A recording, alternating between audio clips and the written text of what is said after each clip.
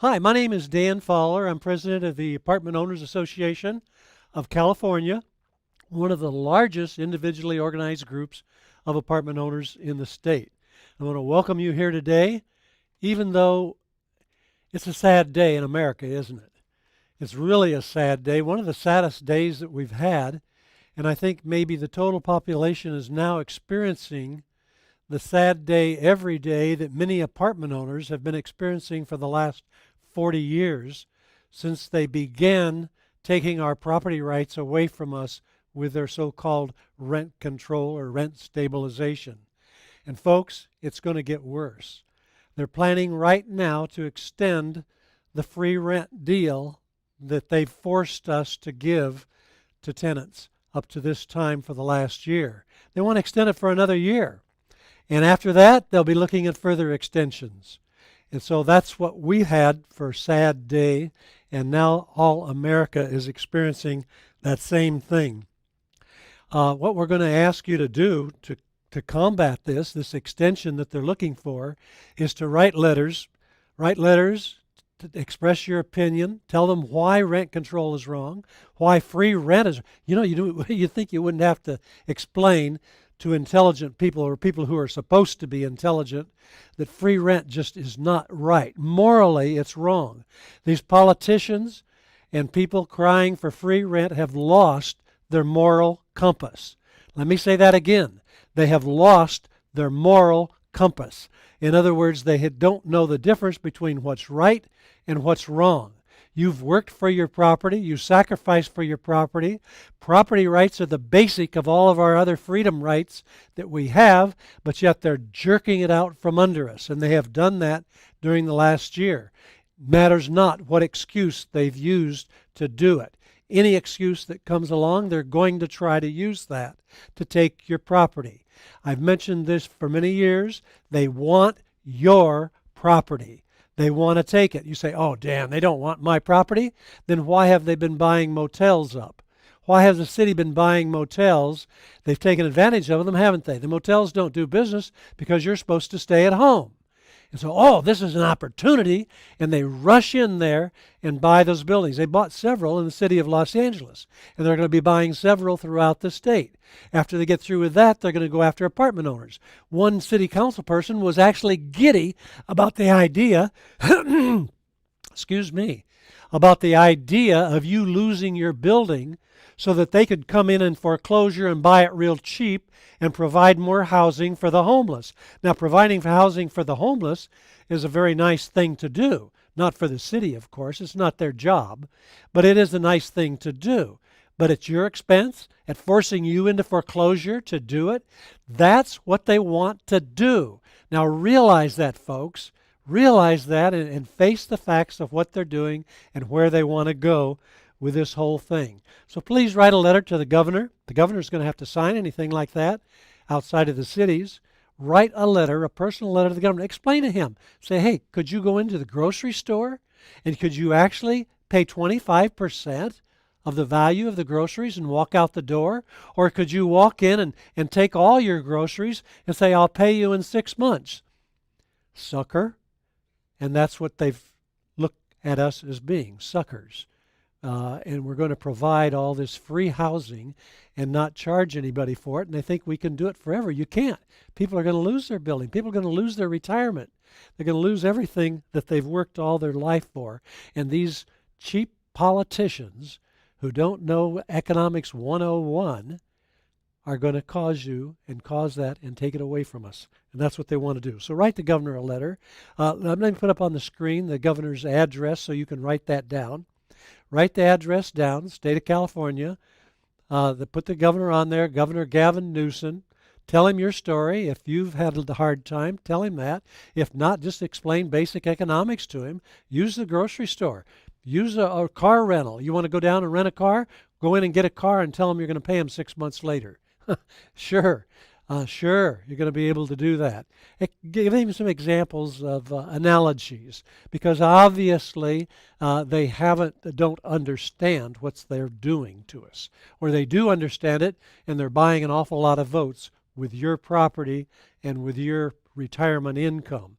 Call him on the phone. I'm going to ask you to do three things. Don't just do one. You say, oh, Dan, I'll just email him. And the email address is there that you can email him to. I believe, do we have that? You can email him and write a letter and fax him if you still have a fax. I believe the fax number, could you put that back up on the screen? Do we have a fax number up there? Can we get that back up there?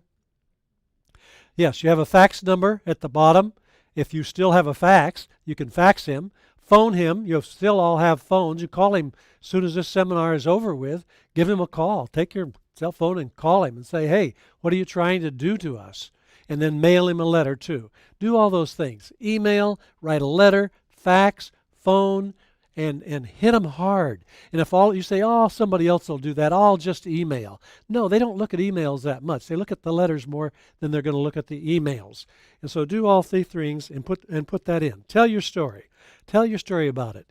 And then again, we're working, I think the best way, and one of the ways that we can approach this problem is to file lawsuits. And lawsuits have been filed.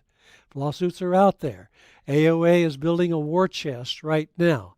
And we're asking you for your donations, that you help out with that to build that war chest up so that eventually we'll be able to go all the way to the Supreme Court and get this unconstitutional free rent wiped out so that that will not happen to us again. And so do your donations. Put up there on the check. Make your check payable. They'll put it up on the screen so that you'll know where to send your check. And you can go on the website. You can go on the AOA website. Make it out to the AOA PAC, P-A-C, or Political Action Committee. You can send a check in to the address given there, or you can email it in AOAUSA.com, AOAUSA.com. Go to our website and donate at that time. AOAUSA.com/PAC will take you right to it. If you'd like to donate and help support, and you can do it now, or you can do it later by losing your building. So I would suggest let's all join together. Let's put our money together. Send that check in for $1,000, you say. Well, you know, if you hired an attorney, how much would it cost you? 5, 10, 15, 25,000 to get to the first level, just to the first level? So help out. Put in $1,000 and let's get going on it and get it done. That's for the commercial. Now we have a real treat for you today. And many of you are wondering, what are we going to do about this Prop 19? I didn't know it was going to be so bad. They didn't tell me that. Of course they didn't tell you that. They wanted to get it passed. They told you about the benefits that you were going to receive, supposedly, of being able to transfer your tax basis. But they didn't tell you that you're going to have to pay more tax and that your kids are going to suffer from this thing. So we brought a speaker in today that's going to explain this to us. Our next speaker is an estate planning attorney. He focuses on integrated estate planning for apartment owners. And he's here today to help you make and or keep more money than ever before. And that's one of the goals that AOA has, and he's going to help fulfill that goal for you today. Listen up, folks. He's got some good ideas to give you, an explanation. Our speaker also is involved, not just in this Prop 19, and that's his primary thing he's going to talk about today, but he's also involved in setting up trusts and probate administration assistance. So when a loved one does pass, you're normally going to need some legal help with the estate, even if the estate has a trust and estate plan all there. You're going to need money to get it all executed. And he also fills that goal. For years, our speaker has supported AOA, the Apartment Owners Estate, as an apartment owner's estate planning attorney. He's also given lectures for us. He's been on the live stream here before. He's written articles for the AOA magazine. In other words, he's contributed to the industry. And you are a part of that industry. You are the association. So when we ask you to take action, go back here a little bit. You're a part of it, and to be a part of it, do these things that we're asking you to do. Listen up today. We want you to make and or keep more money than ever before, and that's what he's here to do. He's answered planning questions for me and the staff for AOA, contributed a lot. He's very fortunate to also be supported by his wife, Hinda, who assists him in his legal practice. In fact, you may end up talking to her when you call in to assist. It's a real privilege and it's a pleasure to introduce to you today estate planning attorney Kenneth Ziskin. Ken, it's all yours. Planning for Property 19 Aftermath. He's going to tell us how to do it. Ken, it's yours.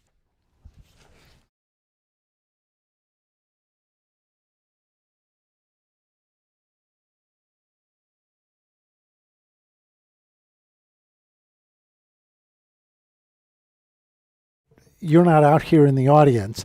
But on the other hand, because we're live stream, I get to talk to a lot more of you than if we just had you here in this building. And so that kind of makes up for what I lose. What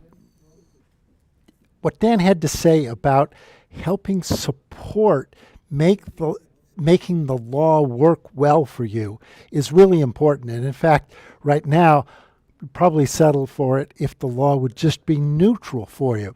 And giving the AOA the resources so that they can use the Political Action Committee to help fight for you and your benefit is probably the best expense you can make. That may even be, frankly, more important than spending money on estate planning or planning for Prop 19. If only we could have had enough political influence, maybe we wouldn't have had to have this seminar and to talk about these issues. So today we're going to talk primarily about planning for Prop 19 and the aftermath. And the reality is this is probably going to be your last chance to protect your property and your property tax assessed values for your children. And unfortunately, the California Association of Realtors managed to put this bill on the ballot back in November, and I don't think anybody understood what the impact was going to be. It passed, and now we have to deal with it. We don't get a choice. Today I'm going to talk about a lot of tax issues, and on tax issues, you got to realize that the advice you get from me today is kind of general, and it's not meant to be relied upon or for you to use it to take action, but it is intended to get you to think about issues and then go get good advice about how to deal with these issues from a lawyer who understands the issues and will take time to work with you and what you want to accomplish. Now, we're going to stay live a little bit longer than we were originally scheduled. Dan was nice enough to give us some extra time. I hope to leave a lot of time for questions afterwards, but we're really going to try and focus on getting this done. When I answer questions, they're going to be general questions about using your parent-child exclusion before it disappears. And it's going to disappear on February 16th of this year. That isn't much time from now. And for most of you, meaningful answers are going to depend on your specific situation. So they can really only be given in a consultation after I or some other lawyer gets enough information about you and your family and your property and has time to think about what works for your situation and what doesn't work for your situation. My goal today is to help you decide whether planning for Proposition 13 and maybe planning for estate taxes makes sense for you to do or explore. You don't have to make a final decision, but I want you to at least get enough information so you'll know whether dealing with this kind of planning makes sense for you. And I want to start by helping you really understand well what the likely cost to your heirs would be of not planning before February 15th, because I'm afraid many property owners are not going to get the planning done, and unfortunately Prop 19 has this very immediate effective date. I'm not going to spend a lot of time talking about the intricacies of potential strategies or really wonky issues about estate planning law and property tax law. That's all really fun for me as a lawyer, but that's not what you have to worry about today. What you have to worry about today is what the impact of Prop 19 will be on you and your family, and whether it's worth doing something to try to blunt that impact. So, the devastating impact of Prop 19, which I don't think anybody understood except maybe a couple people in the California Association of Realtors, was that it completely eliminates the parent-child exclusion from property tax reassessment. And it does so not years from now, but it does so on or after February 16th of this year. That's what, about 41 days from now? They kept a very limited exclusion for your principal residence. And so for your principal residence, there's a limited exclusion if an inheriting child makes the property his or her personal residence. I'm not going to go into the details of the principal residence exclusion today. I really want to focus on the impact on your investment properties instead, because that's where it's the biggest. But the same strategies that we use to protect your investment property can also protect your principal residence from reassessment, and then without some of the restrictions that are placed on the exclusion that's used solely for your principal residence after the effective date. Now, I think the end of the parent-child exclusion is even more devastating today than it would have been in prior years, okay? And that's because in light of the trend that Dan talked about, where we have more restrictive rent control, we have tough eviction restrictions. We've got provisions that let your tenants get away with not paying for your rent, even if they've still got to pay for their groceries. I have clients where reassessment to market value would multiply property taxes by a factor of 10 times or more and confiscate up to 1/3 or more of those clients' positive cash flow. That's a big hit. Now, it's not a hit that's going to hit you directly, but it's a hit that will hit your children and really impact on them. And if you're like my typical property owner clients, you didn't build this wealth so that you could spend a bundle of money this year or next year. You built this wealth to provide multi-generational wealth for your children and your grandchildren. You're not the kind of people who spend every dollar you can, and it's that future impact that's really where Proposition 19 is going to be significant. So if you can beat the February 15th deadline, you can preserve your low property tax assessment. And if you do that, you make your property substantially more valuable for your children than it would be for a new buyer who has to take it and pay much higher property taxes. And if you think about it and you're expecting your property values to grow over time, the benefit of the Prop 13 limits on assessment become even more significant. So it becomes even more important to protect those Prop 13 limits for your children. So I'll give you a very quick, simple example. If your property was worth $3 million and it's assessed for $2 million, and the assessed value grows at 2%, which is what it's scheduled to grow at almost always, it'll grow about 20% in the next year, okay? If the market value grows at 3%, that's $90,000. So suddenly the difference between market value and assessment just grew by $70,000 a year. Makes it even more important to maintain the low assessed value for as long as possible. Now the reality is your situation is going to be different than every other client that I talk to, okay? But I'll give you a few simple case studies that might motivate you to at least consider whether advanced planning to deal with Prop 19. And today you also ought to worry a little bit about estate taxes and income taxes and other considerations, but whether that planning really makes sense for you and your family.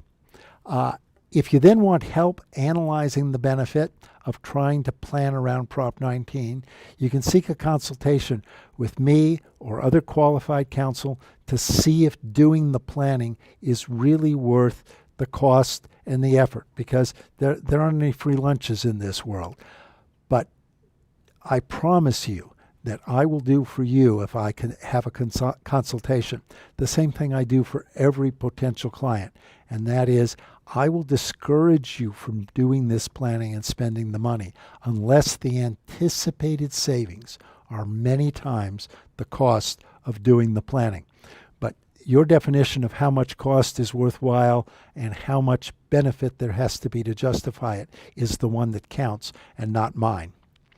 So here's my first example, and this is kind of my poster child client. They have an assessed value of about $1.5 million in their properties, a lot of which were inherited using the parent-child exclusion from their parents. The fair market value of their property is $18 million. That's about 12 times the assessed value. Life expectancy is about 20 years, and they assumed growth in value when we did the analysis of about 3.5% per annum. And you think about it, so is it really important for them to preserve the property tax assessment? Well, if you take their values and move them forward over their life expectancy, the property tax saving of keeping the parent-child exclusion will be about $403,000 per year. $403,000 a year, not $3,000, not $400, but $403,000 a year. That's a lot of money.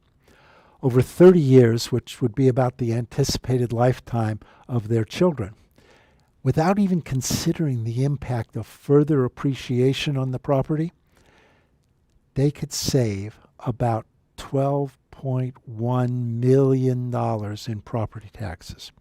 I think that's a lot of money. Okay? Now, this client should also consider estate planning, okay, and worrying about estate taxes, because we think that under current law, by the time they pass away, they'd face an estate tax of $8.8 million. It would be about $13.9 million if the Bernie Sanders proposal that I'm going to talk about later becomes law. And based on the election results announced yesterday, that's got a lot more risk than it would have had the Republicans won the Georgia Senate runoffs. And my worst case assumptions, which I'll explain to you, would leave them with estate taxes of about $19.7 million. Combine the estate tax savings and the property tax savings of doing good planning, this family could save almost $21 million in taxes. That's enough money that they ought to be motivated to really do some planning. Now, I'll give you a few more examples, because not all of you will have that much of a difference between your market value and your assessed value. And I'm only going to go through the property tax issues on these savings. So here's number two. Okay, they have an assessed value of $1 million and fair market value of $4 million. That probably means that they bought most of their properties maybe 15 or 20 years ago. Okay, life expectancy about 10 years for this client, who was a lot older. And they were assuming very conservative growths in value, only 3% a year. The potential property tax savings for this family would be about $50,000 per year for a generation. Over 30 years, that's about $1.5 million just in property tax savings. Now, they've got other assets, and they've probably got some real estate planning risk. So depending on their other assets and what happens with estate taxes, they may find that they also would benefit from estate planning.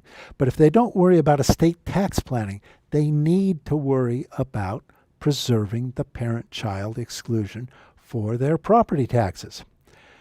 Here's example number 3. Little narrower difference between assessed value of $2 million and a market value of $4 million. Same life expectancy, same assumption for growth, 10 years and 3%. The potential property tax savings start at about $32,000 per year, lasting for a generation.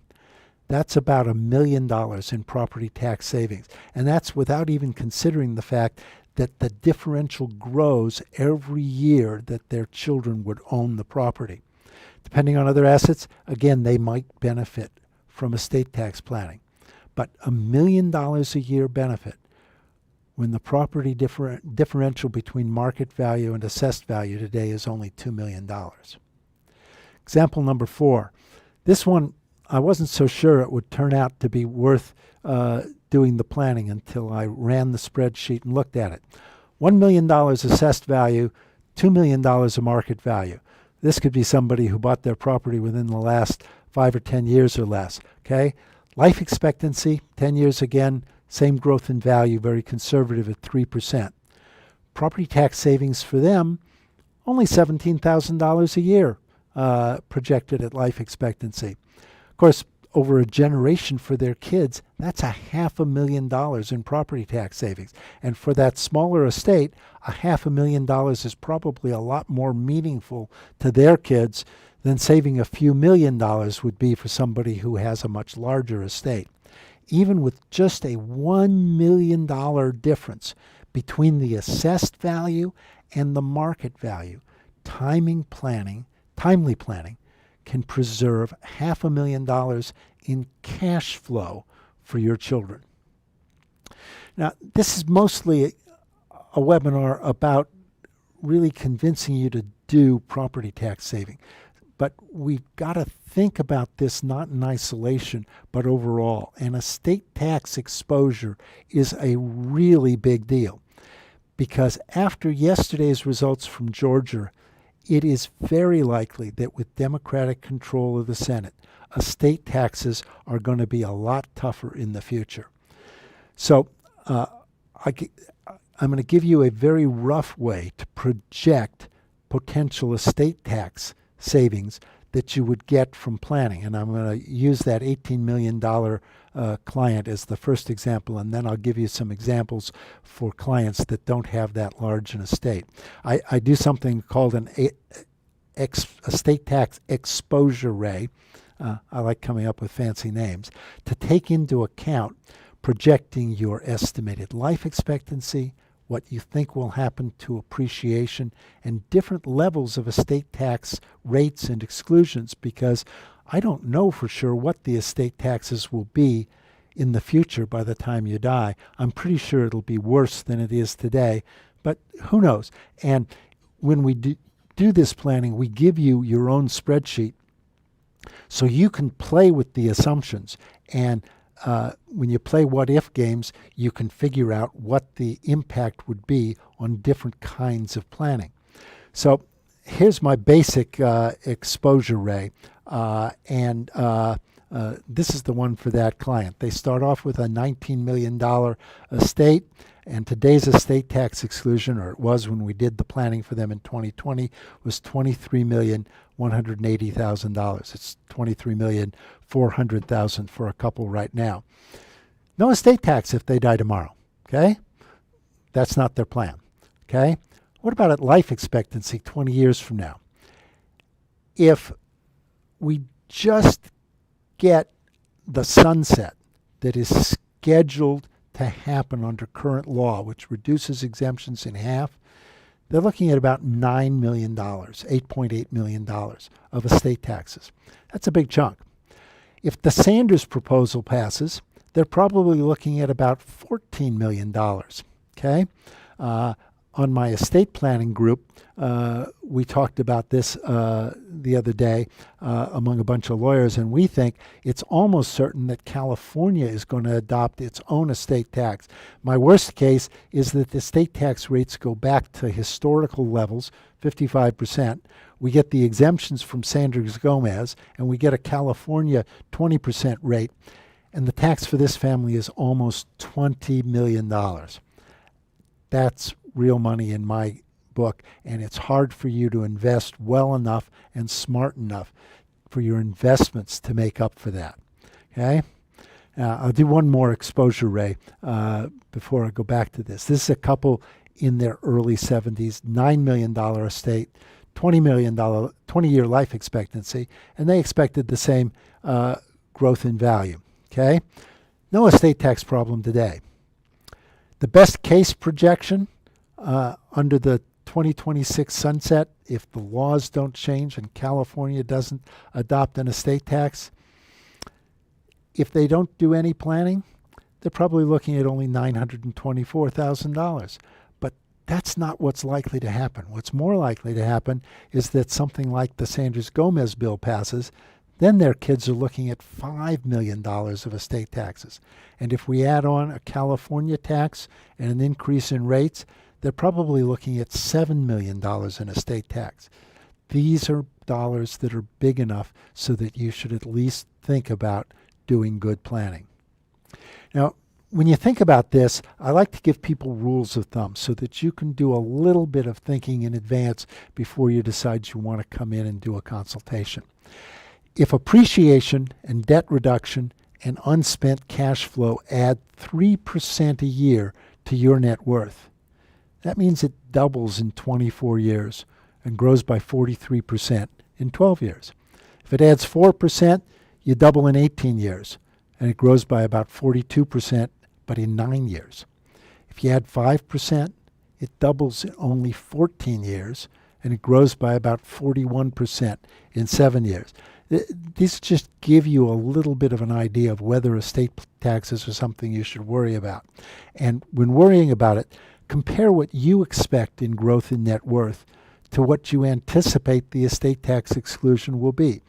I personally anticipate that the estate tax exclusion will be around $3.5 million a person as proposed by Bernie Sanders. It's not because that's the result I want you to have, but I think with the Democrats in control of the Senate, that's what you're likely to get.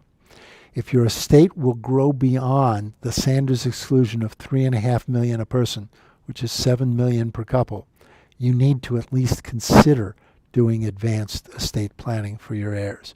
And these numbers will help you decide whether running the estate tax exposure ray really makes sense. Fortunately, the good thing about estate taxes, at least today, is they really remain voluntary and will remain pretty voluntary until the law is changed. You can elect out of estate taxes if you do timely planning. Just like if you do timely planning, you can elect out of the effects of Prop 19. But if you fail to do timely planning, you volunteer your planning, your family, to pay unnecessary taxes. And I don't know anybody who wants to volunteer their family to pay extra taxes. On the other hand, if you do timely planning and you do it well, you can protect millions more of the wealth that you've worked for years to build up. A lot of which wealth you've really built up, not just with your hard work, but by not spending every dime you could have because you wanted to leave a real legacy for your family. So you can do this, and you can do this even with very large estates. Large estates, we save more money. With smaller estates, saving the money becomes even more important for your family because your legacy is more important to their ability to have and maintain a good lifestyle. Now, when I talk to clients about doing good planning, I think it's a lot like a four-dimensional chess game. I don't know how to play four-dimensional chess, but I think this symbol comes from a Star Trek show. And unfortunately, when you play this particular four-dimensional chess game, we don't know what the rules will be by the time you die, which will really be the end of the game. So we have to think a little bit about dealing with possible changes in the rules. Makes it a little difficult. So let's start off by seeing what the basic rules are today and what kinds of changes we think may occur. One change we know is going to occur is in the property tax realm. If you don't do something by February 15th, your kids are going to have property reassessed when they inherit it.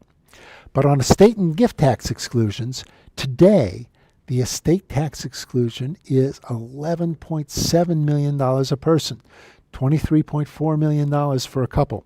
That really protects most of you. but it's scheduled to drop to about $6 million per person on January 1 of 2026. That's not very far away. Okay? And the Sanders bill would reduce this to $3.5 million, possibly sometime this year, possibly later. That means only $7 million for a couple. And it includes a lot of other proposed changes which would either increase rates or limit your ability to do planning ahead of when you die. Worse, at some point, like we discussed, I think California is going to be under enough budgetary pressures that it will go like many of the other Western states and adopt its own estate and gift tax. Most of the states that have done it at rates between 16 and 20%. Now, there's another problem, because usually when we plan to save estate taxes, we give up on the step-up in basis. And you probably have heard of step-up in basis, but that's when your property gets a brand new income tax basis after you die. And it applies when property is kept in your estate. Usually good estate planning will take it outside of your estate, and that's a potential trade-off. But if the step-up in basis goes away, then there is no trade-off for doing planning to save estate taxes. Unfortunately, Biden proposed ages ago, right when he started running, that he would eliminate or limit the step-up in basis. And even Trump favored getting rid of the step-up in basis for a while. So let's talk about the four planning dimensions. Property taxes. That's the one we're most imminently worried about, because we're either going to plan for that by February 16th or we aren't going to do it. Estate and gift taxes. We're going to have to get those done and planned for well before the law changes, or if you've got a really large estate, you've got to deal with it anyway right now. Income taxes. Are we going to plan because we think keeping a step up in basis is more valuable than planning for estate taxes? You got to make a decision about what is more worthwhile to you. And I think all of this planning for most of my clients really has to consider cash flow for you as the older generation and other family considerations, so we're not doing some planning that leaves you poor in your old age and unable to take good care of yourself, okay?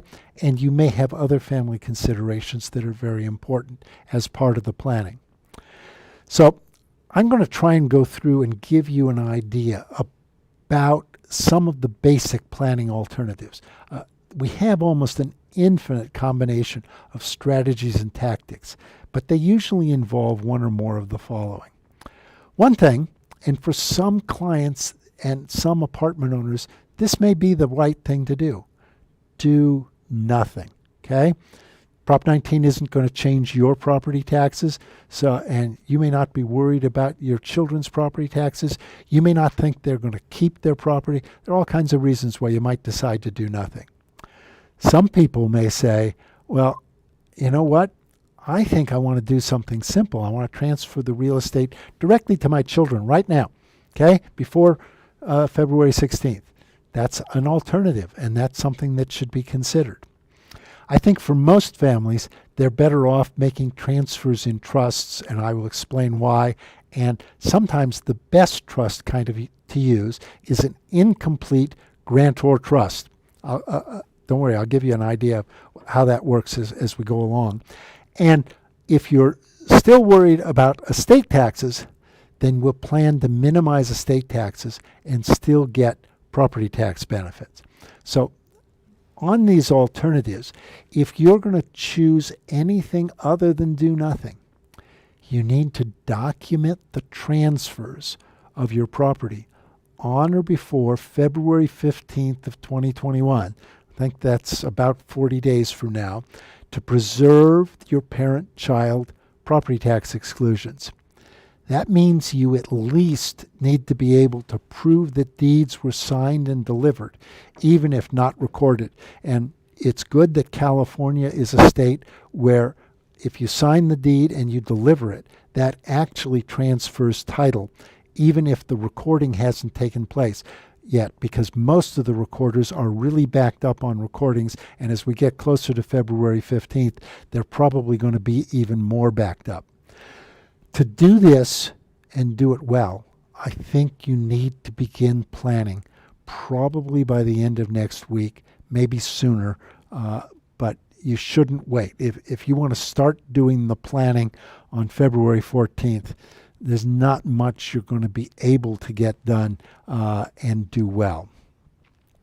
Now, the guidance I'm going to give you about these alternatives is very general, and as I always say in these seminars, it's not a substitute for personalized, thoughtful planning that you get dealing with an experienced professional that you really trust. And one of the bad things about doing any planning, even if you wind up thinking about it and getting analysis but you don't do anything, is it costs money. And planning from a planner who is really experienced and is going to pay attention to your issues and analyze alternatives is probably a lot more expensive than planning from someone who's less experienced in the issues or who does a lot less work with owners of substantial property. But I'm not the only lawyer who can help you with this kind of planning, and you shouldn't feel that if you don't get me, there's no way you can get good planning. You can get good planning from a lot of other lawyers. Because I expect a lot of people are going to ask for planning, and I may not be able to do it all, I'm working with a colleague, Ali Talai, who is very experienced in real property issues. I've worked with Ali a lot for about 4 or 5 years, and he can help me serve more clients than if I have to do it all on my own. I've got a couple of other lawyers that I work with who I think are equally good, and I hope we have enough owners who want to do planning that I'm going to need help from more lawyers to help you get good planning. But if I refer you to somebody, it'll be somebody that I have a lot of confidence in. But if you don't engage me or somebody that I can refer you to, please find somebody else you trust that will help you make and implement good planning decisions. And if you're concerned about the Prop 19 impacts, you've got to get those decisions made and implemented by not later than February 15th of 2021. When I've talked to people on the phone lately, people say, well, I can solve this problem. I'll just put my kids on my property as joint tenants. Adding children to your property as joint tenants today does not solve this problem. That will not be treated as a transfer to them that uses the parent-child exclusion. And when you die or you wind up just transferring the rest of the property outright to them, if you do it after February 16th, it'll get reassessed. And just naming children as beneficiaries in your living trust will also not work. If we're going to do a trust, it has to be a non-revocable trust. So alternative number one, this is the easy one, and it has one great advantage. There are no legal fees or costs. It's very simple. There's no increase in complexity or administration, and you can continue to hold property as community property with a potential for a double step up in basis. At the death of the first spouse and the second spouse, the whole property can get a step up in basis. But that is only going to be of value if the step up doesn't die before you do, and I think Congress is going to kill it. Disadvantages, doing nothing. The children will face reassessment if they later inherit real property. Go back to those examples. Even with just a $500,000 difference, even with just $1 million difference in assessed value, protecting the current investment, the current assessment can be worth $500,000 for your children. But that's not significant if your children are likely to just sell the property shortly after they inherit it, or you don't have any children. Of course, if your estate tax exclusion at death is going to be less than the value of your estate, then substantial estate taxes may be due within 9 months of your death, or in most cases for a married couple, 9 months after the death of the surviving spouse. But this could force an early or an untimely sale of property, which means it may cost your family even more than just the estate taxes. Factors that favor doing nothing: simplicity, maximum flexibility, no important heirs, children who are unlikely to keep the property after the parents pass away, or maybe parents who are likely to sell the property before they pass away, parents who are unlikely to have a taxable estate, and maybe the anticipation that parent-child property tax savings from planning are just not enough to justify spending money to do any planning or to do anything today. Alternative number 2. This is to transfer the real estate directly to children. Very low costs. It's very simple. It's very easy to administer. You can use your estate tax exclusion now before it's potentially reduced in 2026 or sooner. But you lose the step up in basis. You lose the ability to have income and access the property that you transfer. And you're going to have to file a gift tax return and claim the parent-child exclusion. Those sound like an administrative pain in the rear, but they're really not all that bad. Okay? Factors favoring this kind of planning: you don't think you need the cash flow from the property, or you trust your children to support you if necessary. You're unlikely to be concerned about estate tax exposure. You're not concerned about the step up in basis. I'm not, because I think it's going to die for most of my clients before my clients do. You desire to minimize complexity, and you don't care about maintaining your ability to manage the property. Alternative number 3 is the incomplete grantor trust. A grantor trust is one where the person who set up the trust is deemed to own the property for income tax purposes. Okay? And a lot of times that's the best way to set up one of these trusts. And when we make a trust incomplete, we make it so that the transfers to the trust do not count for gift tax purposes until they're actually distributed to your children, or when your grantor dies. Property of an incomplete trust remains in your estate for estate tax purposes, so it gets a step up in basis at death if the step up doesn't die before the grantor. And we can use this kind of planning to still use the parent-child exemption and lock that in during your lifetime. The advantages of this planning: you keep the potential for a step up in basis, which I don't think is valuable. You keep the potential for cash flow back to the grantor or the parents who set up the property. I think that is valuable. You use the parent-child exclusion now. You can keep management control. This might work well for a principal residence where you plan to stay there. You get trust protections for your heirs from creditors in case they get in trouble, they get into a big auto accident and they have a big liability, or predators. Predators are my shorthand for ex-spouses, and we all hope our children will have lifelong happy marriages, none of us want our children's ex-spouses to inherit the property that we left behind for our family. Okay? Disadvantages of the incomplete grantor trust planning: legal fees. If I do your planning, or one of my colleagues does your planning and does this carefully, it probably costs $12,000 to $15,000 to do this planning. Okay? Is that enough of a benefit if you save $500,000, $1.5 million, $5 million of property taxes for your family? Maybe it is, maybe it isn't. You have to make that decision. It is more complex. If you use it for your principal residence, it may make sense for you to lease it back from your trust. Okay? If it does, we've got ways to make sure that the cash flow will still come back to you and you won't be out significant cash flow. And of course, you'll still need to file a gift tax return and claim the parent-child exclusion. This works real well if the potential property tax savings justify the cost. Okay?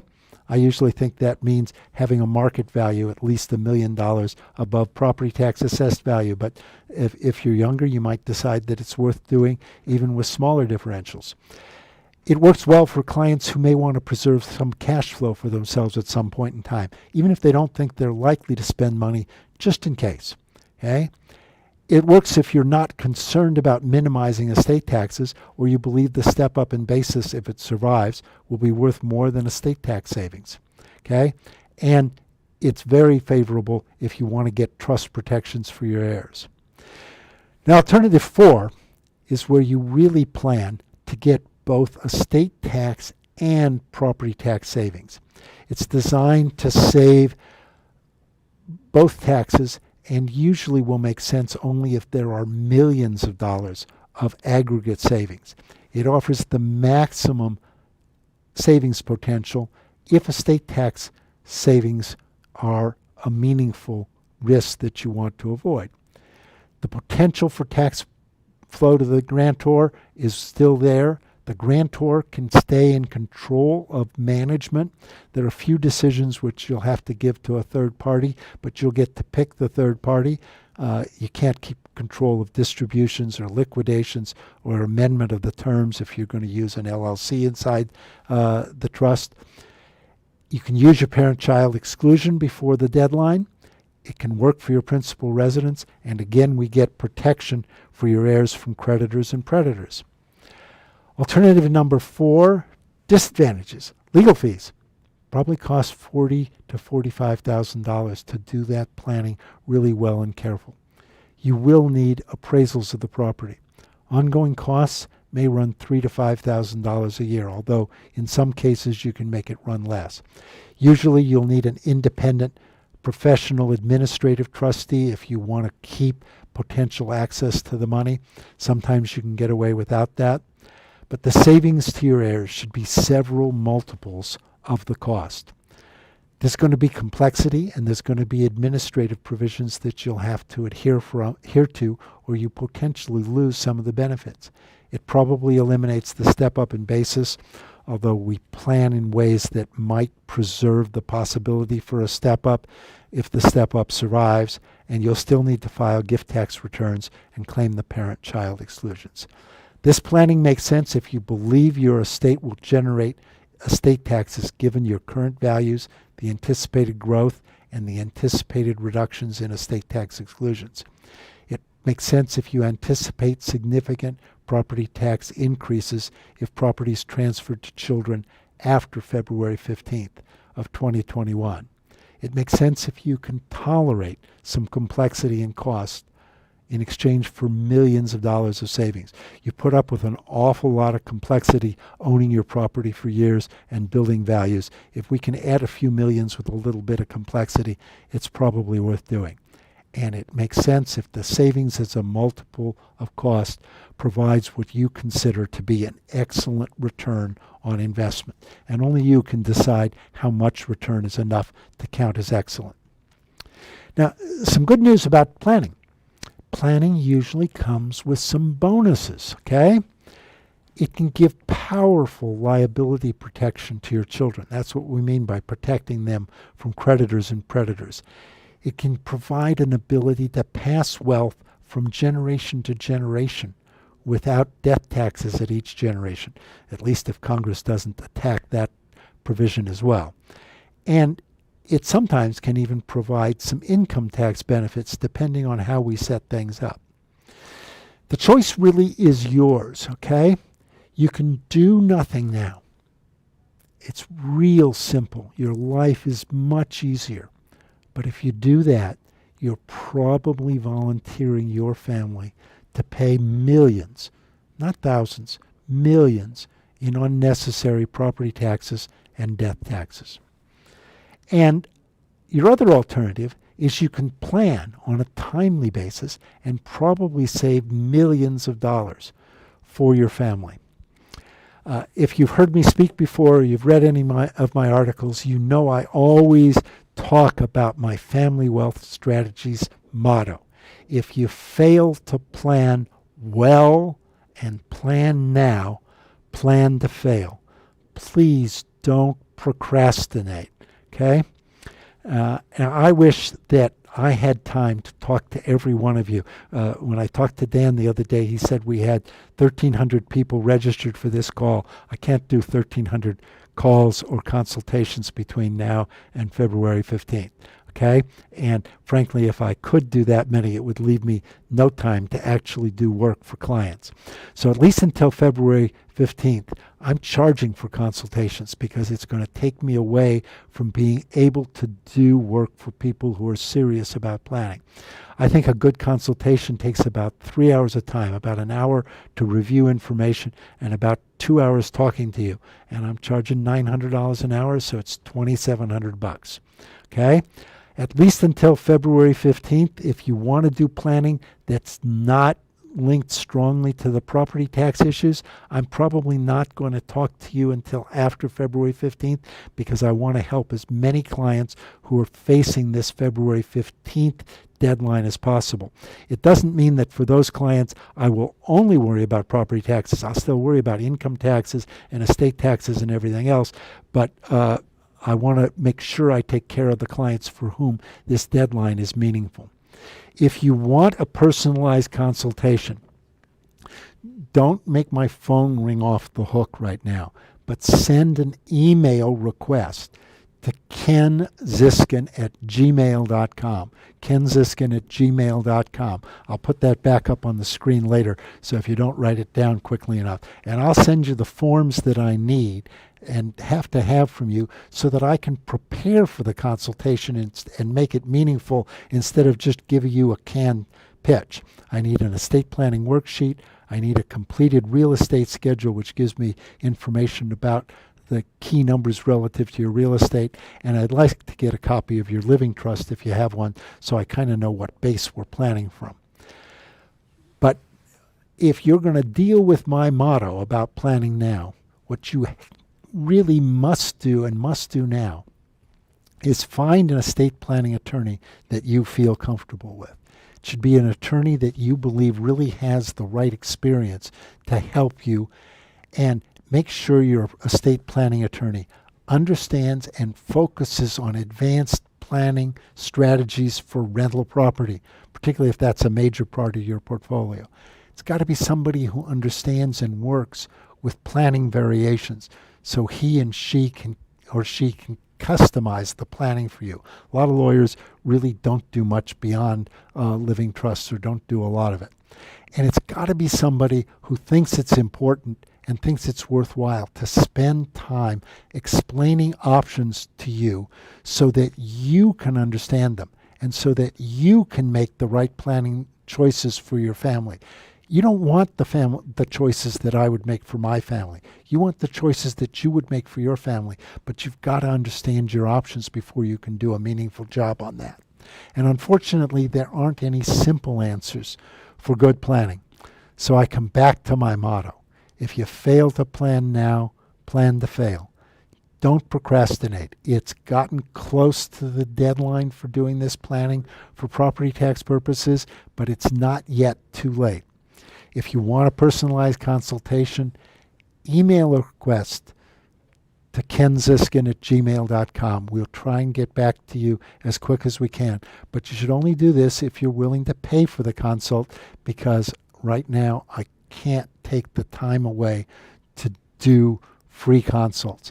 I hope I can get to everybody. If I can't get to all of you, I hope I can refer you to a lawyer that I think understands these issues and can do a good job helping you out. I wish I could help you out more. I wish the California Association of Realtors had given us a year to get this planning done so that we could do it on a nice, relaxed basis. That's not the state of the world that we're in, so we've got to deal with the existing facts. And I thank you very much, and I'm going to answer questions for as long as the AOA keeps me on. At some point, they're going to decide that they got to cut me off, but I'll talk until I run out of voice or they give me the hook. Okay? Thanks. All right. Thank you, Ken, so much.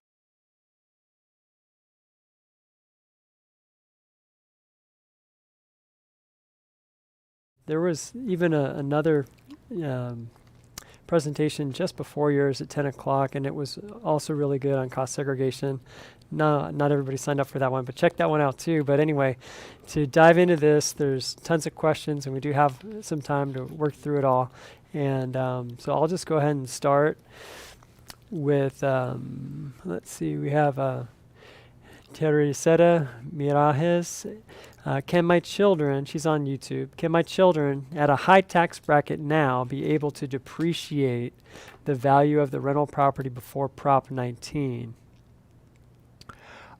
If you're talking about giving your children your existing ability to depreciate, the answer is yes while you're alive.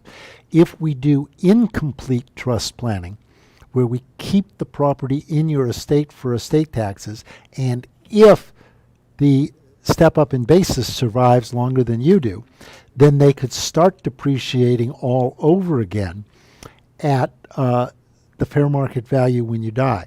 And that may be a really good deal. The only problem is, unless you're planning on dying pretty soon, I think the step up in basis will die before you do. Not sure, but I think there's a good chance of that happening. Great, thank you. And then on YouTube, we have Michelle. Does this have the same effect on property and trust? I know you covered that, but go ahead and cover it again because you may not have got it. If the property's in your revocable trust, Prop 19 is going to attack transfers after you pass away, unless you're going to die on or before February 15th of this year. If we put the property in a non-revocable trust, either one of those incomplete grantor trusts that I talked about, or we do more advanced estate planning trusts, which are designed to take the property out of your estate, then you can lock in the current property tax exemptions, even though the property will remain in trust and doesn't have to be transferred directly into the hands of your children. For property tax purposes, California generally ignores a trust and treats the property in a trust as being owned by the current beneficiaries. Okay, great. Here's one from Facebook. It's Patricia. And it says, it seems that regardless of Prop 19 or not, it's always a good thing to do estate planning anyway, correct? What's the difference in the estate planning if Prop 19 is in place today? Okay. Like, let's say it was after the February 15th date there. Like, how would that be different? The main difference is that for purposes of preserving the parent-child exclusion from property tax, you actually have to make a transfer that will be deemed to transfer the property to your children for property tax purposes, which is not necessarily for every purpose, but for property tax purposes, you have to make that transfer by February 15th. If you don't make it by February 15th, when the property ultimately transfers to your children, all of the property will be reassessed for property tax purposes. And if you've got a low assessment relative to market value, that's going to be very expensive to your children. Okay, great. And here's an interesting question that Harvey has on YouTube. Besides children, does this apply to a sister and or her children? It sounds like maybe she has a younger sister that if she passes, it would go to her sister. So how would it work in this kind of situation? Yeah, I get that question a lot. Unfortunately, the legislature never decided to give us an exclusion for passing property to anyone other than a spouse or a child. There's a very limited exemption where you can pass property to a grandchild, but that only works when the grandchild's parents are all dead. Okay? It's not enough if the parent who was your child is dead, but the grandchild really has to be an orphan. And I guess that's a neat exclusion, but I rarely see a situation where it applies, and I'm glad for the grandchildren that most of them are not orphans. Okay, great. And here's one from Bored Mom on YouTube. Could you please talk about the reassessment rate that would occur now if we transfer to a child before the February 15th deadline? Is it half or is it full? amount. If you transfer the property now and it's within your existing parent-child exclusion, there would be no reassessment right now. And basically your exclusion is today you can transfer 100% of the value of your personal residence. If you've got a $20 million house in Beverly Hills that only has a $2 million exemption, you can transfer the whole thing, no problem. And you can also transfer $1 million for each spouse, but that $1 million, that one, is measured against the assessed value, not your market value. That's why for my client example where they had $18 million of market value, they've only got $1.5 million of assessed value. We can transfer all of their property, all 18 million of market value, and use their parent-child exemption. So the lower your assessed value is compared to market value, the more bang for your buck that you'll get out of doing this planning. Okay, great. Here's on Facebook.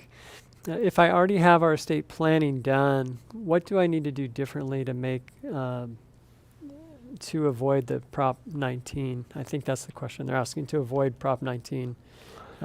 You have to do something that transfers the property for property tax purposes before February 16th. That may mean deeding the property directly to a child or children.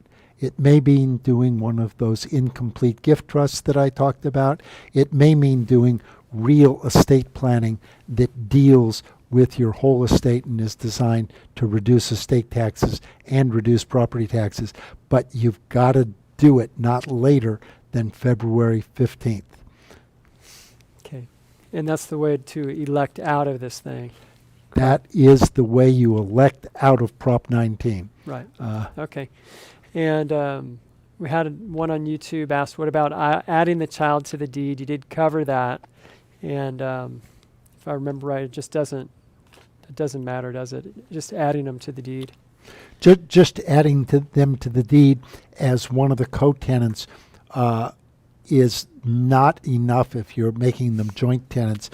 If you're adding them as a tenant in common, normally the assessor will treat that as being the equivalent of a joint tenancy transaction that won't count. I think if you add them as tenants in common, you could file an assessment claim, a parent-child exemption from assessment claim, and use your parent-child exemption now as to that half of the property. But that would only give you protection against half. Okay, great. Here's a good question from Steve on YouTube. If an investment property is inherited after Prop 19 goes into effect and therefore reassessed for the heirs going forward for them, does Prop 13 still cap increases to 2% a year going forward? Yes. Fortunately, the 2% cap stays in effect for now. We'll hope the California Association of Realtors doesn't decide to try and attack that exemption as well one of these years. And if they do, hopefully people will figure out what a lousy deal that is. Here's one on YouTube from Viken. I have 3 children. One of them's a minor, 14 years old. Can he be in a non-revocable trust like adults? Yes, you can do planning for the benefit of minors, either in trust or through a custodianship under the Uniform Transfers to Minors Act. Even if you can't put the property directly in his name as the title holder, you can do property where he will be deemed to be the owner for purposes of property taxes and possibly for other estate planning purposes. Okay, here's a different Steve on YouTube. We have one rental property, and my daughter lives in one of the units. And so they're curious, how would that impact? Are they? Is it still cover them in Prop 19? Would it still cover them? That'll still be covered by Prop 19. Okay. So you're not protected. Okay, let's see if we have anybody on Facebook. Lots of YouTube. All right, so we'll go back here. Okay, Angela on YouTube. If you create an LLC with the property taxes for Prop 19 from a parent to child be excluded? The question's a little tough. It depends on how you do it. Normally, if you put the property into the LLC and you get back ownership that's proportionate to your ownership, assume you own 100%, you put it in the LLC, you own 100% of the LLC, and then you give your child 50% of the LLC. That will not be a reassessment event at that time under normal circumstances. There are some issues with a doctrine called the step transaction doctrine, which is a little complicated to explain. I'm not going to try and explain that right now. But normally, there are provisions in the law that prevent the step transaction doctrine from negating what you do as long as it involves transactions between parents and children. But that's a question where you just have to go through how the planning will work and do it carefully. It may be possible for people who have to plan after February 15th to do planning using LLCs, which will protect part of your values from reassessment, even though it probably won't protect all of the values. And I believe that half a loaf isn't as good as none, half a loaf is better than none. So I expect there will be situations where we do that kind of planning after February 16th. Okay, but here's one YouTube. It's XP.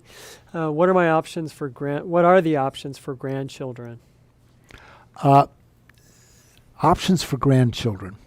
The best option for grandchildren is what we call a cascading gift, okay?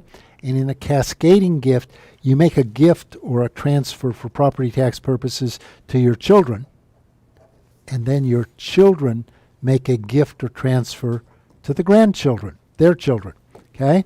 And we can use parent-child exemption on the transfer from you to your child, and we can use parent-child exemption on the transfer from your child to your grandchild. And that's probably possible. I would rather, if we were doing that, we had started the planning a year or two ago and we had the transactions a bit far apart, but I don't believe that the assessor will attack those as being step transactions, although we don't know for sure that they would not attack them. So there will be a little bit of risk in that. Great. Okay, here's Bird Rock Beach on YouTube. If the original owner of a sole proprietorship LLC, which is in a trust, if that person dies, will their children be protected against Prop 19? No. And if there's no name change or addition of other people to the LLC? You won't get away, you won't legally avoid reassessment. And there are forms which the assessor expects you to file about the LLC after you pass away, or really expects your heirs to file. But it's always possible that you wouldn't get caught. However, if you get caught later, there will be escaped assessment charges and interest, and it's not a good way to plan. Okay, on YouTube we have Tim. What about rental property already in an irrevocable trust because of a death? Is there anything that can be done with those? That's a good question. Sometimes it may be possible to get that property out of the trust to the parent who's the beneficiary, and then the parent can make a transfer that uses the current exemption. That's probably the only way to do that. That's going to take a lot of careful study of the terms of the trust and some analysis. And it's really unfortunate that we don't have a lot of time, because those transactions are not going to be as easy as dealing with property that's not in an irrevocable trust already. All right, here's Fabian. My parents passed away 27 years ago, didn't file for parent exclusion, left the property in the trust. Now the sister filed in probate court to force the sale of the property. I'm not sure what the question is. Can you pull a question out of there? Yeah, what do we do with sister having wanting to force the sale of the property?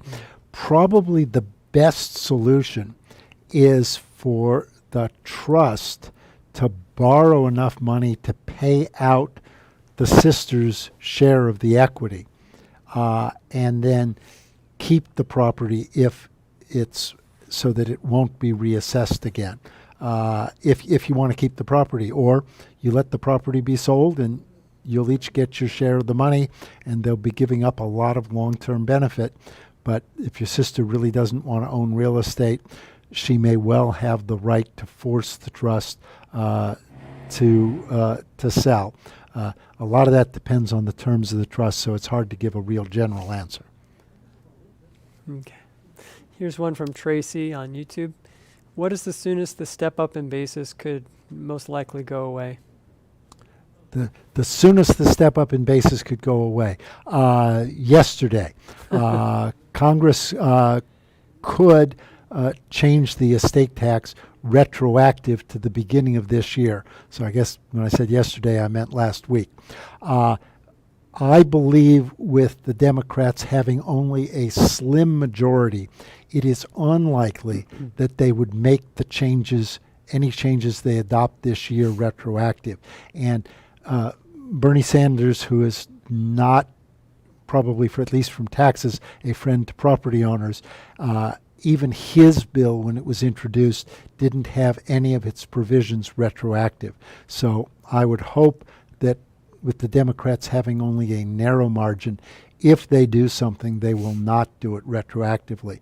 Most of the lawyers I've talked to believe that the chances of retroactivity are slim, but we aren't the guys who get to vote in Congress. All right. And you know what we do here with these questions, we try to answer one person's question at a time and answer everybody's question one at a time, and then go back and let people ask a second question. And so I know some of you have asked follow-up questions, and so we're going to kind of just pretend that we're like what we would normally do if we had a seminar here, where you get to ask one and then you go to the back of the line, and then we let everybody ask their questions. So some of you might want your question answered right away, but we'll just have to go in order so that everybody at least gets a shot of getting a question asked. And so the beauty of live stream and working in a community all together at the same time. And here's one from Martin on YouTube. What if we keep the trust going for 20 years after we die? I don't think that's a problem. However you set it up, you'll be able to get benefits and make them work. I think, and most of my clients, when they understand it, wind up thinking that it makes sense for to keep property in trust for generations, not just for a few years after my client dies, but they want to keep it in trust for generations to provide protections for their beneficiaries for generations. Most of my clients want to protect not just their children, but their grandchildren and their great-grandchildren, and as many generations as possible. Yeah, sounds good to me. On YouTube, we have Howard. Is there currently a maximum number of properties and or amount that can be transferred before this deadline? No, you can transfer any number of properties, but if you want to make the transfer not cause reassessment, we've got to stay within your parent-child exclusion. And the parent-child exclusion, as I said before, unlimited for personal primary residence, and for all other property, it's $1 million of assessed value per spouse. Okay, so a married couple has a $2 million of assessed value exclusion. And like in my other client, that could cover 20 million or more of market value. Here's a question from Jean. Would the child exclusion work for my spouse's children when I leave the property to them in my trust? That's a very good question. Yeah. Your spouse's children are treated as your children, generally. So that you can leave property to stepchildren, or if the kids were all your children, if planning is structured properly, you could use your spouse's exclusion to add to yours. Okay, here's one from David. If you have a dynasty trust, does that protect you from, I think they're asking if it protects you from Prop 19. Probably not. It depends on where you are in the timing of the dynasty trust and when the property for property tax purposes will be deemed to be owned by your children. If the way the terms of the dynasty trust work, the transfer for property tax purposes is deemed to occur after February 16. Prop 19 is going to, pardon the expression, screw up your planning. Okay. Here's one from Stephen. If I have a family trust currently and own several apartment buildings, will the inter vivos trust protect my children from the tax step up in property tax basis? Your living trust will not provide the protection. An inter vivos trust just refers to when the trust is set up, and you can set up the incomplete grantor trust or other kinds of non-revocable trusts during your life. Those would be inter vivos trusts, and they can be used, if they're structured right, to protect your children from Prop 19, again, as long as we get it done by February 15th. Okay, and here's one from Susie. What's the difference between incomplete trust, this is kind of like perfect timing, and the intentional defective grantor trust that other attorneys preach about? Okay, when we talk about intentionally defective grantor trust and any kind of grantor trust, we're talking about a non-revocable trust that for income taxes is deemed to be the person who's the grantor, the person who set it up. And that's an income tax consequences. And one of the weird things in tax law is we've got all these federal tax laws, and it turns out for income taxes, a trust might be deemed to be property that you own, and for estate and gift taxes, it's not deemed to be property you own. And usually the intentionally defective grantor trust is designed to be not owned by you for estate tax purposes and gift tax purposes, but owned by you for income tax purposes. But it's also possible to do non-revocable trusts where you keep just a little extra power here and there, and because you keep that power, the property in the trust, the gift to the trust, will be deemed to be incomplete. And if it's deemed to be incomplete, then for estate and gift tax purposes, you're not deemed to have made a transfer yet. And the transfer for estate and gift tax purposes will occur when you die or when it's distributed from the trust. And that's a way of being able to still keep the step up in basis. And to make things even more complicated, and I'm not going to go into this in much detail, it's possible to set up an incomplete non-grantor trust where the property is not deemed to be yours for income taxes, but it is still deemed to be yours for estate and gift taxes. And that's not something that we'd use for Prop 19 planning. Okay, here's one from Christopher. Does the BOE need to approve intentionally defective grantor's trust under consideration? No, the BOE doesn't approve the trusts. Okay. And it doesn't have to. Okay, Tony here. I own a duplex one unit is my primary residence and the other unit is rented out. Will they consider both the units as residential per Prop 19? Would they both be under Prop 19? In terms of being a principal residence for property tax purposes, only the unit that you live in will be deemed to be your personal residence, and the other unit will be deemed to be non-residential property. Okay. And Or here's one not, from, not personal residence property. It's still residential. Okay, and here's one from California. Nice name. If all my resident rentals are out of state and my principal residence is in California, does Prop 19 only affect my California properties? Yes. That was an easy one. And then how can we preserve the parent-child exclusion? For that property? Yeah. Yeah. You would do a transfer either to an incomplete, well, you can transfer it directly to the kids. You can transfer it to the incomplete grantor trust, or you can transfer it to a trust that's designed to have the children be deemed to be the owners for property tax purposes, but keep the property outside your estate.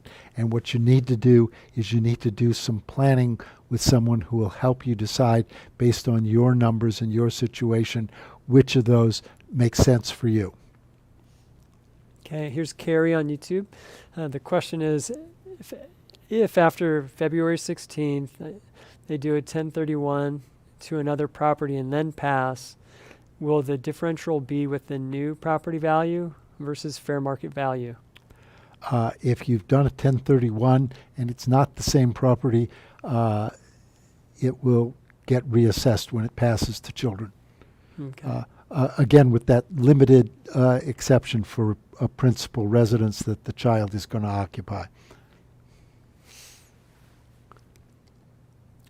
Okay, Aurora, if I live in my home with my two kids and I die and they continue to live in the house, will they not be impacted by the Prop 19, correct? They won't be impacted by Prop 19, right? They actually may be, depending on how much your house is worth. The exemption after February 16th for transferring a principal residence to children who keep the house as their principal residence has some value limitations. So if the property is worth more than $1 million, a portion of it may get reassessed, but mostly it won't get reassessed. All right, here we go. Let's see. Karen, if the property title is held in LLC with each child has a percentage of it, and I guess they're wondering if it's, I mean, yeah, you can just go ahead. Let's see. At the time the parents pass away, it will depend on how much of the LLC has been transferred.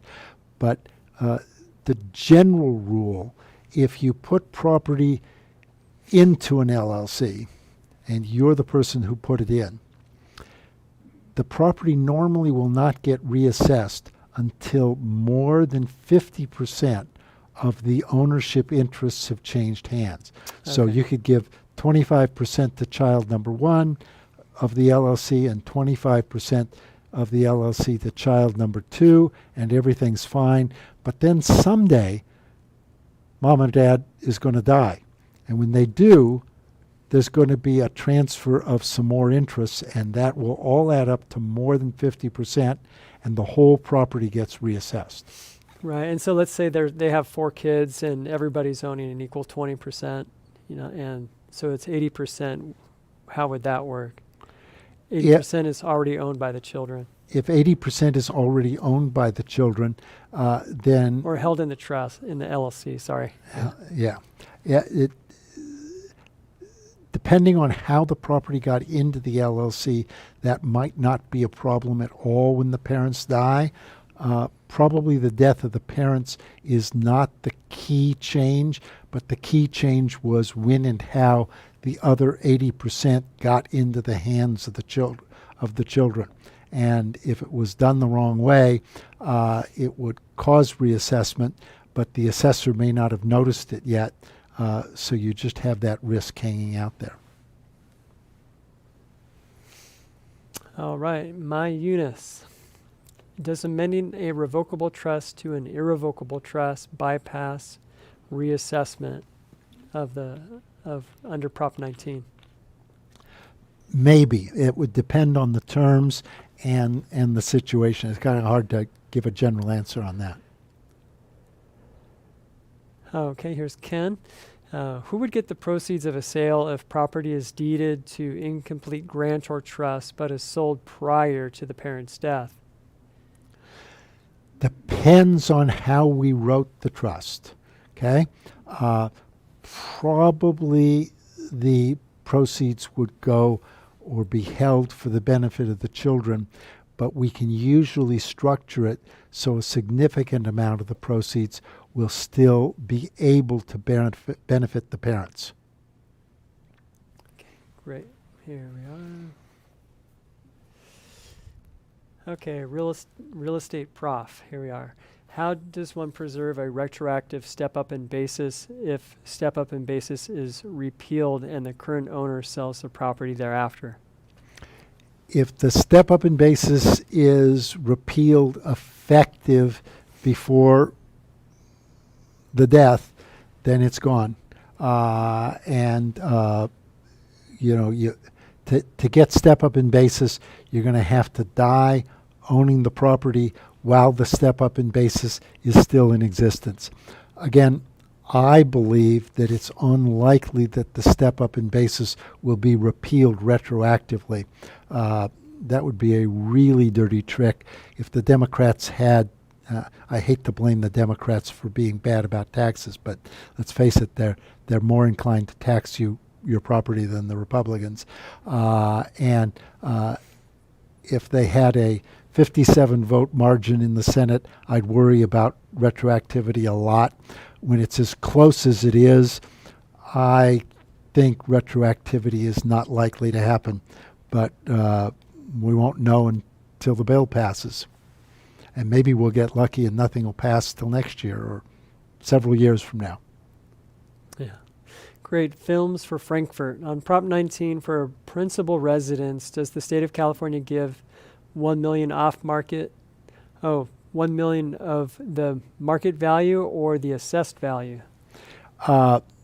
If you're talking about after February 16th, there's a complicated formula involving your market value and your assessed value. If you're talking about before February 15th, it's all exempt and it doesn't make any difference whether it's got an assessed value of $1 million or $2 million or $5 million assessed value and market value of $30 million. They're all the same. Okay, here's one from Koi Dang Pham. Can Ken repeat if Prop 19 affects principal residence if the children plan to make it their primary residence after the death of their parents? It could make a difference depending on the value, but at least $1 million, and your current exemption will usually stay exempt under the new Prop 19 personal residence provisions. Okay, here's one from Rochelle. What is the consequence for gift taxes for putting your child as 100% owner?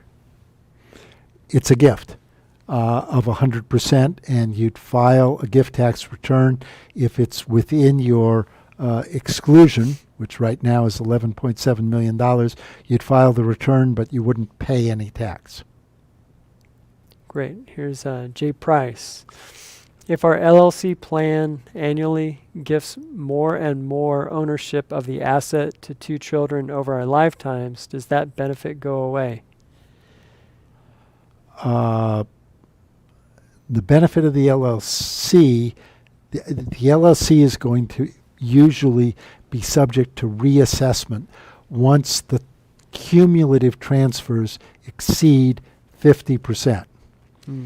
If the LLC bought the property initially, then there will only be reassessment when one person gets control of more than 50% of the LLC. So like if I set up an LLC today and it buys Dan's building here, we don't have enough money to do that, but I wish I did. And then I gave 25% to my son and 25% of it to my daughter, no problem. Okay? And if I later give the rest of the LLC, half to my daughter and half to my son, each of them would only own 50% of the building. Not more, no one would own a majority, and we would have transferred the whole thing without reassessment. And that kind of planning is going to make sense in the future for people to consider, and it's going to make more sense if you can obtain the financing to actually buy property in LLCs instead of buying it in your name and transferring it into the LLC. All right. Here's Joe Mama Garcia. Wouldn't it be beneficial to do a 1031 exchange on rental properties out of California into a more tax-friendly state? It might be. There are a lot of advantages to owning property in California. There are a lot of advantages to owning it outside California. Most of my clients who own property outside of California have property tax rates that get adjusted every year, and those rates are a lot higher than California rates. So I'm not sure that by itself is an advantage, but you just have to study the benefits of being in those markets. I happen to like living here, even though I don't like the taxes. Right, and here's Betty. If you put an apartment building in an irrevocable trust, can you still refinance the building? Yes, but many lenders will not lend to the property while it's in the irrevocable trust. And so you might find that you will have to deal with more specialized lenders that don't mind the property being owned by an LLC or an irrevocable trust, and that might mean you're going to pay a little bit more in interest rates. I got a feeling that probably the brokers at the AOA can help you evaluate that and will know a lot more about the market for real estate lending than I do. Hey, thanks for the plug. Yeah, we have a brokerage here at AOA, and so you can speak to our team here. They have decades, literally decades and decades of experience, so you can talk to them. Yeah, Just I haven't call. dealt with them on financing issues, but I've dealt with them on sales issues and valuation issues, and I think they're really good. Yeah, great. Thank you. I appreciate that. We take pride in them for sure. All right, here's Dave. How will Section 453 help this situation? 453 is a provision that allows you to do installment sales. Probably isn't going to have any real impact on the Prop 19 planning, and I'm not sure what he's trying to get at, but it's not going to be a Prop 19 issue. Okay. I'm not sure either. So here on Facebook, we have Christina. Would it be beneficial to use a 1030? Okay, no, we already. Someone asked the same exact question. Good.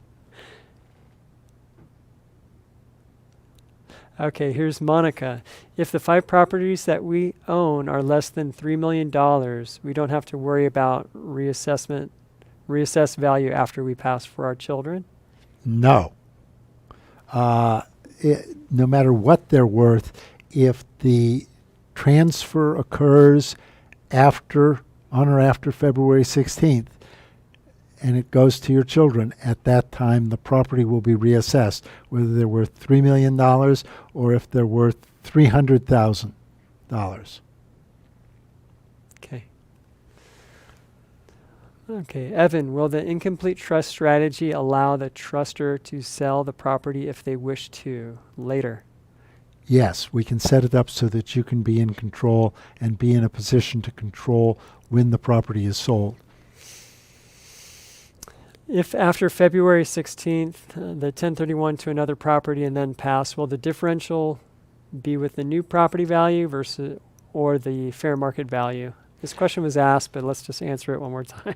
Yeah, I mean, if you do a 1031 exchange, your new property is going to be taxed based on the fair market value of the upleg, the property that you exchanged for, and it will no longer be property that's subject to a parent-child exclusion. So if that property then triples in value by the time you die, when you die, the property will get reassessed again at that point. Okay, here Andrew's got a real practical question here on YouTube. How realistic is it to get anything other than a title transfer done, like having a complicated trust revision for before this 2/15 deadline? I think it's realistic for people who start soon. Okay. I think lawyers like me who plan to work on this are planning to work extra hard and some nights and evenings and weekends to get planning done. The reality is there's a limit to how much any of us can do, and at some point we'll say to clients, we can't take another client on and expect to get it done in time. I've got a bunch of clients that we've been in the process of planning, so we're fairly far along. I know I can finish those. I know I can finish a few more. If 20 of you want me to do complex estate planning between now and February 15th, I'm not going to take all 20 of you because I can't do it. And that's why I've lined up some other lawyers to help me get the planning done. But at some point, it may reach the limit even for me and the people I wanted to refer business to. Here's a question from Rick. What about an S Corp? What about an S Corp? How I don't is it think impacted by Prop 19? Yes, it will be affected when the ownership of the S Corp changes, just like if the ownership had changed in an LLC. Okay, moving down here. If you gift $5 million today and use up part of your $11.7 million allowance, what happens later if Congress reduces estate size, for example, down to $3.5 million? Do you still get to use the $3.5 million later at death? That's a good question. That is a very good question, and unfortunately, the Treasury Department looked at that question and they made a decision that was sort of a split the baby. They said if the exemption goes down below the gifts that you made while the exemption was high, we won't claw back your exemption and treat your transfer as being taxable when you made it. But we'll treat the gifts that you made as coming off whatever exemption is left after it reduces. So if the exemption today is $11.7 million and you made a $5 million gift, you'd think you've got $6.7 million, if I did the math right in my head, left. But if they then reduce the exemption to $3.5 million, they would look at your remaining exemption as being 3.5 minus 5. That's a negative number. They'd treat it as zero. And so if you still had $2 million left in your estate, you'd pay an estate tax on the $2 million. Okay. Here we have one from Tracy. How likely is it that the sunset date of January 1st, 2026 will be moved up even sooner now that Dems have control on that $11.7 million person deduction? I think it's more likely that the Democrats go to a lower exemption and sooner. But it's always possible that as a compromise, they say, well, we're just going to bring forward the reduction of the sunset and have sunset occur on January 1 of 2022 or something like that.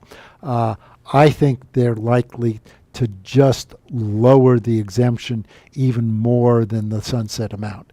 And they're likely to do it well before 2026. Okay, here's a question from AB. Maybe he's the AB tester, who knows. But would transferring 51% of property to a child as a tenant in common trigger a reassessment for which an exclusion be used? You could protect part of the value by transferring part of the value to the child now. And that part would be exempt, and then the other part, when it transfers later to children, would get reassessed. Great. Okay, here's one from Mark. If I move into a rental property following my mother's death, will this property get reassessed? Moving in will probably not be relevant to the reassessment, but Okay. it may get reassessed just because she dies and it's transferred to you. Right. Yeah. So regardless of moving in or not. Correct.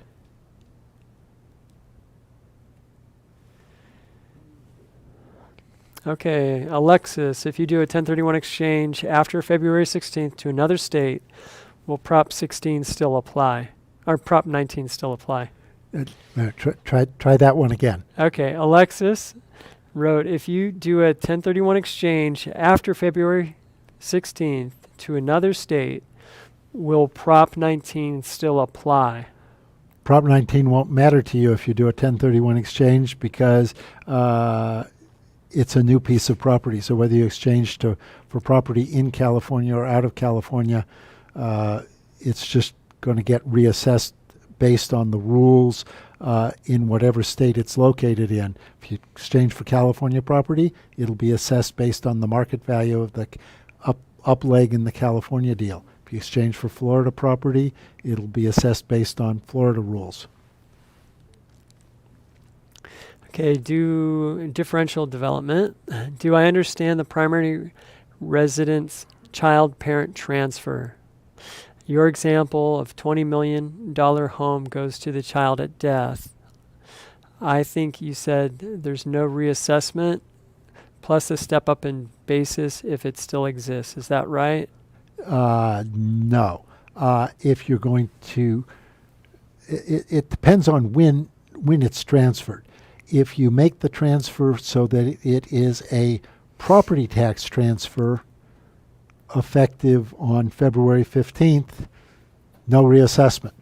And then if you set it up so that the property is still owned by you for estate tax purposes, and then you die in 2035, it would get a step up in basis for income taxes, but it would keep the old property tax value. So it is possible to play off the differences between the estate and gift tax law and the income tax law and the property tax law, but you're sort of gambling that Congress won't close a loophole for all that time. Not sure that that's a safe gamble. Okay, haven't had many from Facebook. Here's one, but Lisa, and I think we just a quick yes or no. Property is in an irrevocable trust because of the truster has died. Will Prop 19 cause a reassessment? And the answer is The yes, answer it will. is it depends on the terms of the trust. Depends on the terms of the trust. All right. And that consultation fee is, was it $2,700 It for was. those 3 hours? Yeah. Yeah. All right. And let's see, Sergeant Pepper. I just now inherited a 4-unit building and live in one of the units. How will Prop 19 affect me? It probably won't affect you directly now, and the question is, how will it affect your kids when you pass away? Right. And when you pass away and it goes to your kids, it'll probably be reassessed unless you die very, very soon. Or you do good planning to transfer it to your kids for property tax purposes on or before February 15th, the magic date. Here's Bill. If you said that it must be in a non-revocable trust, that confused me. My rental and home are in a living trust. What happens if I leave it in there? If you leave it in your living trust, when you pass away and it goes to your kids, unless you die on or before February 15th, it will get reassessed. Right. Okay, Tim and Rhea. Assuming that you transfer a rental now, will the child pay a higher cap gains tax if they sell it, say, in 10 years later?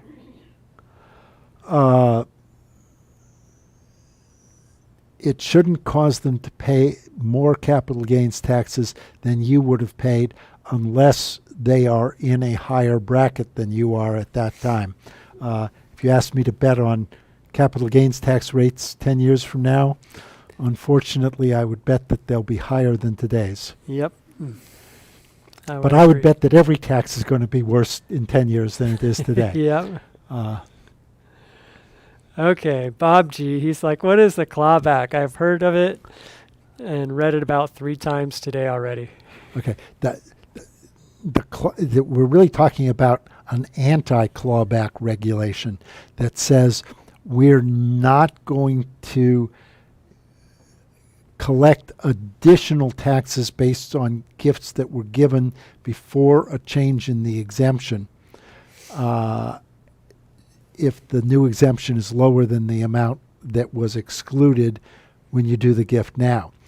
But they are going to take the amount that you used and subtract it from the then now future exemption. So again, if you have an $11.7 million exemption today and you give away $5 million, you're going to think that you've got $6.7 million of exemption left. And that's going to be true until they drop the exemption. And if they drop the exemption to $6 million, you're going to have zero exemption. Well, excuse me, if they're going to drop the exemption to $5 million, you would then have zero exemption left. And so if you had anything left in your estate, that would be subject to estate taxes. This is a real problem if you've got retirement plans, because you don't give away retirement plans during your lifetime. So maybe you get all of your assets other than your retirement plans out of your estate, and then you die with a $3 million retirement plan. The $3 million retirement plan is going to be subject to estate taxes and also income taxes. Kind of complicated, but that part we can't effectively protect if exemptions go down. Great. Here's a question from Mary. If I hire an attorney to do our trust, shouldn't I be able to avoid probate? Yeah, if you have your property in a trust, you should wind up avoiding probate. Unless you left some significant property outside of the trust, then you either may go through probate, or there is something called a Hagstead petition, where if you can convince the judge that you meant to have it in trust, the judge will order the property to be put into the trust without going through a full probate. Okay, here's Susie. Can you please reiterate the benefit of the incomplete grantor trust? The benefit of the incomplete grantor trust. One thing is the property still is owned by you for income tax purposes. One benefit is that we can structure it so there are ways for you to still get cash flow from it. The other benefit is that if the step up in basis survives, the property can get a step up in basis. And the last benefit is it is planning that's less expensive to do than to do planning that takes the property outside of your estate. Those are the principal benefits that make sense. Great. All right. Okay, Bird Rock Beach. If the original owner of a sole proprietorship LLC property in a trust dies, will their children be protected against Prop 19 if there's no name change or addition of other people to the LLC? No. Okay, my Eunice. Can you amend a revocable trust to an irrevocable trust and bypass Prop 19 reassessment? If you do it before February 15th. That is a good question. We have done transactions. There are some limited circumstances where it makes more sense to amend a revocable trust than to transfer property to an irrevocable trust. But that's something you really got to talk over carefully with an estate planning lawyer. Mm-hmm. And Christopher's got a really good, it's a point and a question probably all at the same time, but will the legislature grant an extension on the February deadline? Any possibility, any rumors of that? I think the way the California Association of Realtors wrote Prop 19, the legislature would not have the authority to do it, even if they wanted to. I mean, I haven't read the proposition with that in mind, but my recollection is that the way it's written, they didn't give the legislature the authority to change it. All right, here's XP. Just to clarify, what are the difference between an incomplete grantor trust and the irrevocable trust? Sorry for the obvious question. Okay. Do they have the exact same features? The incomplete grantor trust is a kind of irrevocable trust or non-revocable trust, but it's one that is treated as though it is not yet a gift. Okay, so it doesn't use any of your gift tax exemption now, and it doesn't get the property out of your estate for estate tax purposes. It leaves it exposed to estate taxes if the estate tax exemption goes down enough, but it also preserves the possibility of getting a step up in basis if the step up in basis lasts long enough. Okay, great. All right. There's still several questions. It's 1 o'clock, and I think we'll go ahead and call it a day. And thank you so much for tuning in, for sure. And I know I think we answered just about everybody's question, at least one of them. And anyway, we have a live stream next week. And top 5 deductions you can take in 2020, that'll be a good one.